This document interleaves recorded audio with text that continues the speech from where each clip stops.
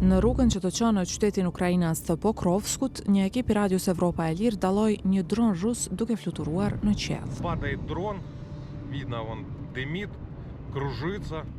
Только что его сбили. Хочу отметить, что это достаточно далеко от линии фронта. Rusia përpiqet prej muajsh ta zotrojë Pokrovskun, qendër logjistike strategjike në rajonin e Donjeckut. Sipas ushtrisë ukrainase, prishja e rrugëve të furnizimit është njëra prej taktikave kryesore të trupave ruse. Sa më shumë që afrohet ekipi në vijën e frontit, aq më shumë dron rus paraqiten në qiell.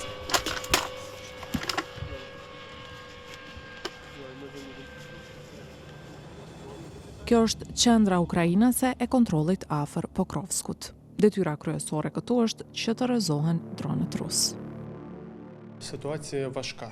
Важка, намагаємось контролювати і робимо все можливе, щоб не було гірше. Ворог продовжує заходити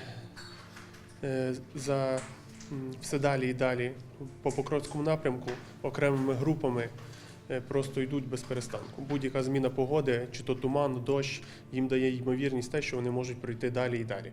Megjithatë, siç tregon edhe ushtria ukrainase, ushtarët rus po infiltrohen në Pokrovsk, mirë po forcat ukrainase nuk po I lejojnë të shtrinë qasjen.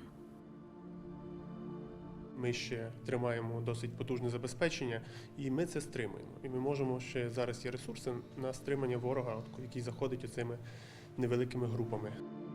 Kështu duket Pokrovsku përmes kamerës së një droni. Ushtarët ukrainas thonë se qyteti është tjetërsuar krejtësisht. Украинские военные из 155-й бригады ВСУ говорят, что главные бои сейчас идут в Покровске, в районе железной дороги. Противник намагається уразити безпосередньо логістичні шляхи, унеможливити ротацію та логістику безпосередньо у Покровську і таким чином вже продавити центр Покровська. Успіху немає. 10 грудня він зробив попередні спроби штурму броньованими колонами в напрямку населеного пункту Грішино. За 1 годину втратив усе свої безпосередньо броньовані машини, також легкі машини, мотоцикли і весь особовий склад.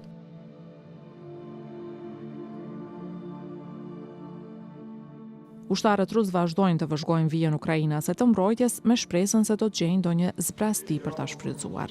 Më 2 dhjetor, Ministria Ruse e Mbrojtjes pretendoi se e kishte marrë nën kontroll Pokrovskun. Shtabi I përgjithshëm I ushtrisë ukrainase e hodhi poshtë me vendosmëri këtë pretendim.